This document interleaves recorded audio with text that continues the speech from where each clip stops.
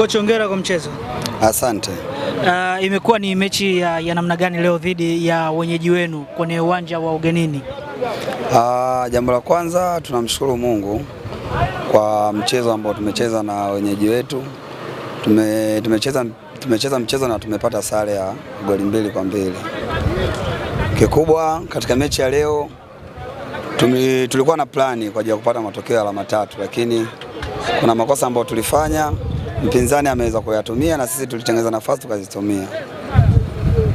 Kocha, mlianza vibaya, lakini sasa hivi mnaonekana kuimarika. Mmefikisha alama 3 kwa siku ya leo na huu ukiwa ni mchezo wenu wa 9. Pengine siri ni nini hasa ya mabadiliko ya kikosi chako? Kwa namna ambavyo nimewafuatilia, kuna kitu nimekiona kimeongezeka kwenye kikosi. Ni kweli, kwanza tuna vijana wengi ambao walikuwa bado hawajacheza ligi.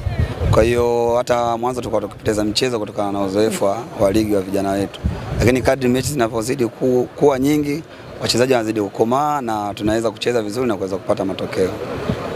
Na kwa namna ambavyo mmecheza leo kwenye aspect ya uzuiaji, silaha ilikuwa kubwa ni nini mara baada ya kuona dakika zikiwa zinayoyoma? Kikubwa ilibidi niwaambie wachezaji wangu waongeze umakini kwa sababu wapinzani walikuwa wafanye build up, walikuwa wanacheza play out muda mwingi. Kwa hiyo mara nyingi tuliwaambia wachezaji wangu waongeze umakini kwa ajili ya kuwin second ball pamoja na first ball ili tuweze kurudi kwenye possession game na kuweza kuattack. Mmefunga magoli 2 ya set pieces. Changamoto tutaenda kuzifanyia kazi kwenye uwanja wa mazoezi. Kweli imekuwa ni changamoto kuzuia set pieces. Tuende kwenye uwanja wa mazoezi, tutarekebisha, tunaamini tutakuwa bora kwenye michezo inayofuata. Una lolote la kuambia mashabiki wa Barbarian?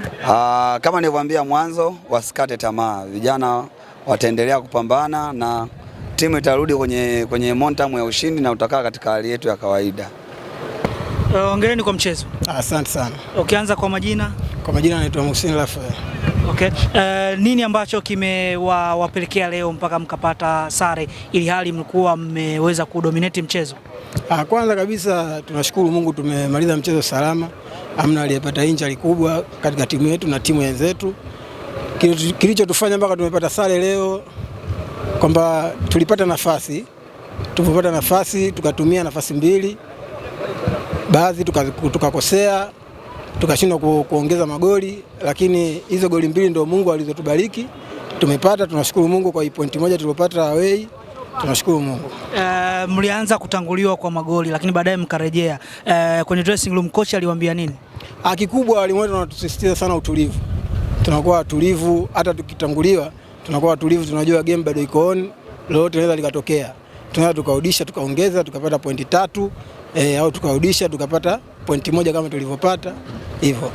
Matarajio kwako wewe kama mchezaji, lakini matarajio ya timu yakoje mpaka sasa kuelekea msimu huu? Matarajio ya timu ni ku maintain position yetu ambayo tupo, tu maintain position yetu, tupande juu zaidi, tuzidi kukusanya pointi.